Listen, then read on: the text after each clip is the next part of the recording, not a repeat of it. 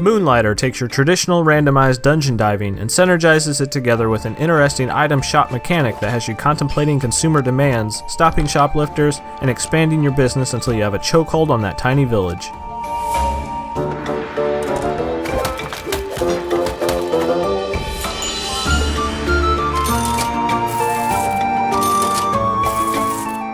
Moonlighter has 5 procedural dungeons that you'll be sequentially working your way through with fairly straightforward combat, but instead of focusing on purely your forward progression, Moonlighter feeds off your temptation of greed. You can only take home so many items and your inventory space is incredibly limited, but you do have paying customers back at your shop just waiting to see what you come back with, and this makes it hard to know when to call it quits and flee back to town with your stash before you fall to too much peril. Even if you're out of health potions and have no hopes of actually beating the boss at the end, that eagerness to try just one more room in hopes of finding some rare materials you can sell off later or to craft a new weapon will have you feeling more like a scavenger than a traditional hero. Moonlighter has a unique bag maintenance mechanic that has some items needing to be placed strategically so not to destroy an item adjacent to it, or various other modifiers that requires you spending a little more time in your inventory than you're probably used to. If you do happen to succumb to death out there in a dungeon, you do miss out on all the materials you had in your backpack, but the gear that you're wearing is persistent along with any of the money you make from salvaging materials mid-dungeon, but don't do this too often because you're only gaining a fraction of what you could charge customers back at your item shop, and you're also really going to need those materials saved in order to make new gear to progress in later dungeons.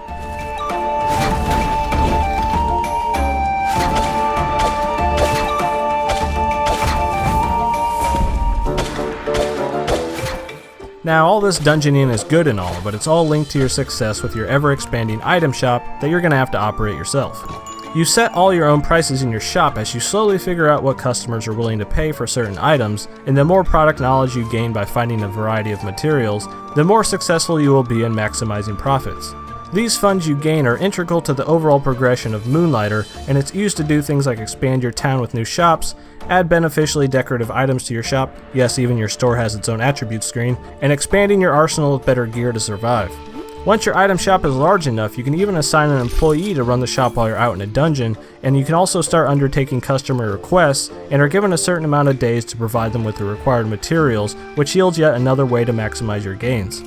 The game adheres to a day and night cycle, while in the daytime you can either open your item shop for business or choose to have an easier time out in the dungeons, but if you travel to a dungeon at night, expect a slightly harder challenge but with increased odds of leaving with better loot.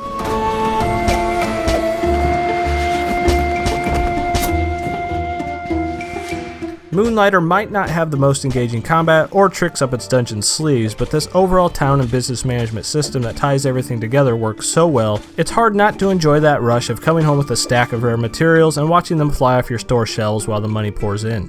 Moonlighter has no wasted system or concept that does not seamlessly bolster all the other main components, and that's incredibly hard to do in this unique melding of genres.